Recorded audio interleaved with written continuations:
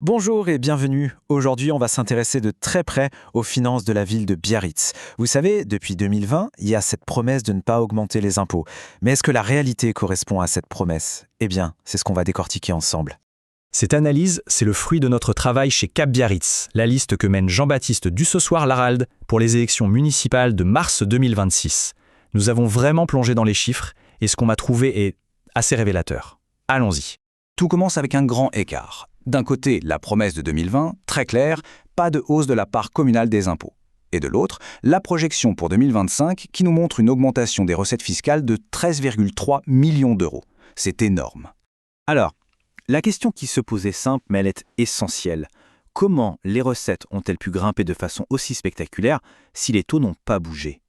D'où vient tout cet argent?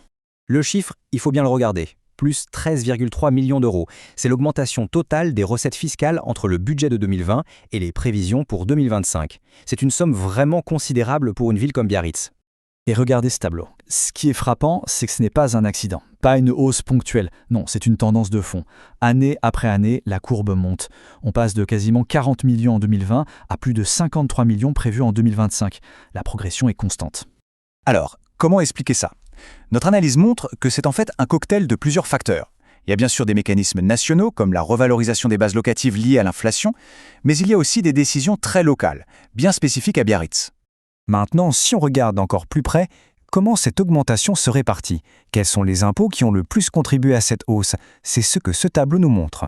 On va commencer par un des plus gros morceaux, un élément vraiment central dans cette histoire, la taxe d'habitation.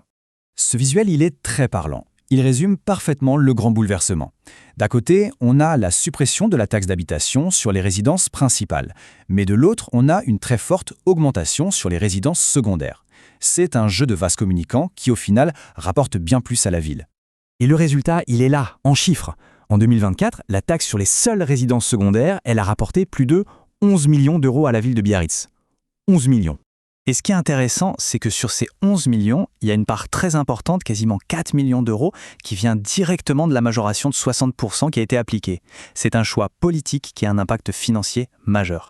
Allez, on passe au deuxième pilier de cette hausse, la taxe foncière. Et là, vous allez voir, le mécanisme est un peu différent, mais tout aussi intéressant.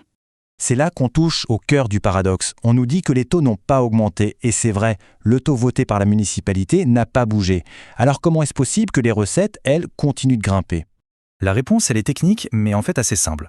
C'est que même si le taux de la ville est stable, la base sur laquelle cet impôt est calculé, elle, est réévaluée chaque année par l'État en fonction de l'inflation. Et comme l'inflation était forte, mécaniquement, la facture finale pour les habitants de Biarritz augmente.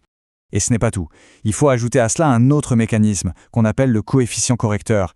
C'est une compensation de l'État qui, pour Biarritz, représente plus de 3 millions d'euros de recettes en plus sans qu'il y ait eu le moindre vote au niveau local. Bon, alors, si on prend un peu de recul et qu'on assemble toutes les pièces de ce puzzle, quelle est la stratégie d'ensemble qui se dégage? Eh bien, pour nous, Cap Biarritz, la conclusion est claire. Cette stratégie a permis de communiquer sur une image de stabilité fiscale, de dire on n'augmente pas les impôts, alors que dans les faits, les prélèvements sur les habitants de Biarritz, eux, ont bel et bien augmenté.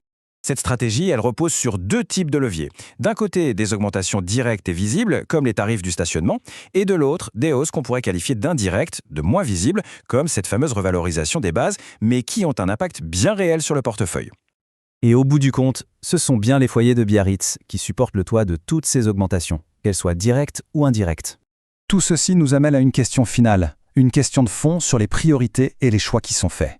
Comment expliquer qu'on renonce à 4 millions d'euros de recettes dans un dossier comme celui d'Aguilera, tout en laissant, par des mécanismes indirects, les impôts peser de plus en plus lourds sur les habitants de Biarritz?